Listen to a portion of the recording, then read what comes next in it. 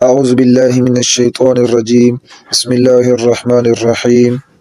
آج کا ہمارا لیسن ہے سورۃ الکوثر کا ترجمہ اور مختصر تفسیر۔ سورۃ الکوثر یہ مکی سورت ہے۔ بسم اللہ الرحمن الرحیم۔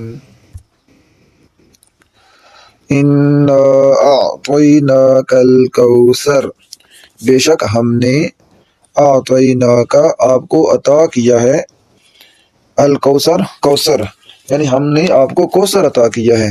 کوثر کیا چیز ہے؟ اس کے بے شمار یعنی مطلب تفسیروں کے اندر آتی ہیں۔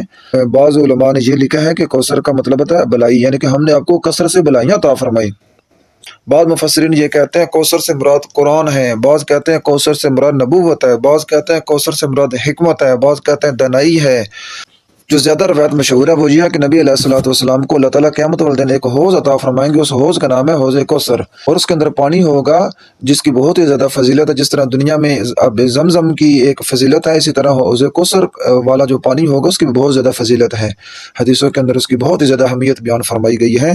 تو بعض یہ کہتے ہیں وہ ایک نہر ہے، نہر کے اندر وہ پانی ہوگا، بہت ہی زیادہ میٹھا ہوگا، بہت ہی زیادہ صاف پانی ہوگا۔ تو نبی علیہ الصلوۃ والسلام اپنے امتیوں کو وہ پانی پلائیں گے۔ ایک مشہور حدیث ہے کہ نبی علیہ الصلوۃ والسلام سے کسی نے پوچھا کہ آپ جب اپنی امت کو حوض کوثر سے پانی پلا رہے ہوں گے تو آپ اپنی امت کو کیسے پہچانو گے؟ تو اللہ کے نبی نے فرمایا کہ میں اپنی امت کو وضو کے اعضاء سے پہچانوں گا، میری امت کے لوگوں کے وضو کے اعضاء چمک رہے ہوں گے۔ تو لہذا جو لوگ نمازیں پڑھتے ہیں، جو لوگ وضو کرتے ہیں تو ان کے وضو کے اعضاء چمک رہے ہوں گے۔ ایک اور روایت کے اندر آتا ہے کہ جو مسلمان دنیا کے اندر بدعات کرتا ہے، بدعات کہتے ہیں کہ وہ عمل جو نبی علیہ الصلوۃ والسلام نے نہ کیا ہو، اپنی طرف سے شریعت کے اندر ایڈ کر کے کہا جائے کہ یہ نبی علیہ الصلوۃ والسلام نے کیا ہے، یا اللہ کا حکم ہے، یا نبی کا حکم ہے، اور اس کو اسلام سمجھا جائے اور اس کو شریعت سمجھا جائے اور اس کو کرنا ثواب سمجھا جائے، وہ بدعت ہے۔ اور اللہ کے نبی نے فرمایا جو بدعتی بندہ ہوگا اس کو فرشتے میرے قریب آنے ہی نہیں دیں گے، فرشتے ان کے منہوں پر، ان کے پاؤں پر ڈنڈے مار مار کر ان کو بھگا دیں گے۔ تو اس کا ایک مطلب یہ بھی ہے کہ وہ حوض کوثر جو نبی علیہ الصلوۃ والسلام اپنی امت کو قیامت والے دن پانی پلائیں گے۔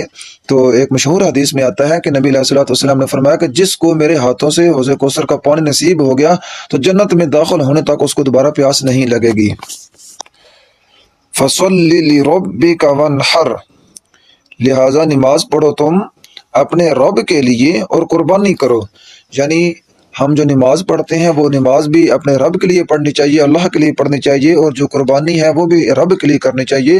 قربانی کا ثواب، نماز کا ثواب اللہ تعالیٰ نے ہی عطا فرمانا ہے، اور قربانی کو، نمازوں کو اللہ تعالیٰ نے ہی قبول کرنا ہے۔ اگر ہم یہ کام دکھلاوے کے لیے کریں گے تو اس کا کوئی اجر و ثواب نہیں ہے۔ تو بعض مشرکین نبی علیہ الصلوۃ والسلام کے بارے میں جو گمان رکھتے تھے کہ یہ اب ناکام ہو جائیں گے، یہ ختم ہو جائیں گے، ان کا مشن ناکام ہو جائے گا، تو اللہ تعالیٰ اپنے پیغمبر حضرت محمد مصطفیٰ صلی اللہ علیہ وسلم کو یہ حوصلہ دے رہے ہیں کہ آپ اپنے مشن کو جاری رکھیں، آپ اپنی نمازوں کو پڑھتے رہیں اور آپ قربانی کرتے رہیں، ان مشرکین کی باتوں میں آپ نہ آئیں۔ ان شانئک ھو الابتر، ان یقیناً شانئک جو دشمن ہے آپ کا، ھو الابتر وہی بے نام و نشان ہوگا۔ یعنی بعض مشرکین نبی علیہ الصلوۃ والسلام کے بارے میں یہ کہتے تھے کہ نبی علیہ الصلوۃ والسلام نعوذ باللہ اب جڑ کٹے ہیں، اب نام و نشان ان کا مٹنے والا ہے۔ نبی علیہ الصلوۃ والسلام کی جو میل اولاد تھی، بچے تھے، لڑکے تھے، وہ بچپن کے اندر ہی فوت ہو گئے تھے۔ تو مشرکین نے یہ شور مچانا شروع کر دیا، اب کے چند لوگ ہیں، چند صحابہ ہیں، چند دنوں کے لیے اسلام آیا تھا، اب نبی علیہ الصلوۃ والسلام کے آگے نسل تو ہے نہیں ہے، اب ان کا یہ مشن کون آگے جاری رکھے گا، تو یہ ختم ہو جائے گا۔ تو اللہ تعالیٰ اپنے نبی کو حوصلہ دے رہے ہیں کہ آپ پریشان نہ ہوں کہ یہ جو مشرکین ہیں، یہ جو کافر ہیں، یہی بے نام و نشان ہونے والے ہیں۔ آج دیکھ لینا، آج پوری دنیا میں نبی علیہ الصلوۃ والسلام پر لوگ درود پاک پڑھنے والے موجود ہیں، نبی علیہ الصلوۃ والسلام کا نام لینے والے موجود ہیں، نبی پر جان قربان کرنے والے لوگ موجود ہیں، نبی کی نسل، نبی کی آل آج تک موجود اور محفوظ ہے۔ سید آپ کو ملیں گے، صحابہ کی نسلیں آپ کو ملیں گی، لیکن وہ جو ابو لہب تھا، ابو جہل تھا، اور جو مشرکین تھے، جو باتیں بنانے والے تھے، آج ان کا کوئی نام و نشان نہیں ہے، نہ ان کی کوئی اولاد کو جانتا ہے، نہ ان کو کوئی نسل کو جانتا ہے۔ اور حتیٰ کہ کوئی کافر بھی ان کے ناموں پر اپنے بچوں کے نام نہیں رکھتے۔ اور آج پوری دنیا میں محمد نام بہت ہی مشہور نام ہے، لوگ بڑی فخر کے ساتھ لفظ نام محمد اپنے بچوں کا رکھتے ہیں۔ اور ایسے ہی صحابہ کا نام، نبی علیہ الصلوۃ والسلام کی بیٹیوں کے نام، نبی علیہ الصلوۃ والسلام کے جو بیٹوں کے نام تھے، آج پوری دنیا میں مسلمان اپنے بچوں کے یہ نام رکھتے ہیں اور فخر سمجھتے ہیں۔ تو اللہ تعالیٰ نے آج تک نبی علیہ الصلوۃ والسلام کا نام زندہ رکھا ہوا ہے، اور یہ ہمارا عقیدہ ہے کہ نبی علیہ الصلوۃ والسلام کا نام قیامت تک ہمیشہ کے لیے زندہ رہے گا۔ اللہ تعالیٰ سے دعا ہے کہ اللہ تعالیٰ ہم سب کو نبی علیہ الصلوۃ والسلام کے نقش قدم پر چلنے کی توفیق عطا فرمائے۔ صدق اللہ العظیم۔